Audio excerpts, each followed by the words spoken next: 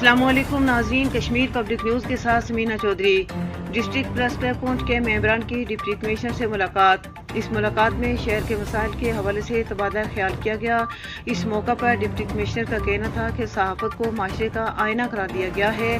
اسی آئینے کو دیکھ کر حکومتیں اور انتظامیہ انتظامی امور کو چلاتی ہیں، لیکن صحافت کا معیار تعمیری ہونا چاہیے۔ صحافت میں سستی شہرت کا خاتمہ ہونا چاہیے۔ شہر کے مسائل کے حوالے سے ان کا کہنا تھا کہ اس کے لیے ایک کمیٹی بنا دی گئی ہے جو ان مسائل کو دیکھے گی۔ ان کا کہنا تھا کہ شہر میں پارکنگ ایک بڑا ایشو بنتا جا رہا ہے۔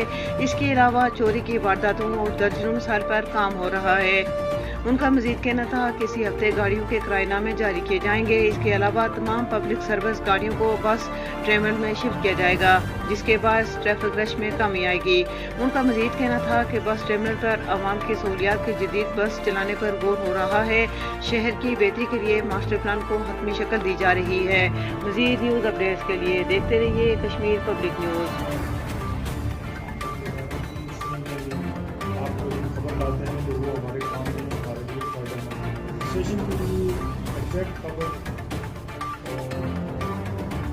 درست خبر اگر وہ ملے تو یہ سمجھیے ہمارا کام ہے۔ تو بے شمار ایسی خبریں ہیں جن کو اخبار میں دیکھنے کے بعد ہم کام کی طرف یہ بھی کارے کا ہے۔ میرا خیال ہے کہ اب آپ مجھے بتائیں کہ کسی خاص ایشو کے اوپر آپ نے کوئی چیز پوچھنی ہے اور میں بتا ویسے اگر جنرلی میں آپ سے بات کروں تو کیونکہ میرے پاس چارج ہے نیوز پیپر کارپوریشن اس سے اگر شروع کریں تو یہاں سب سے بڑا سوال ہے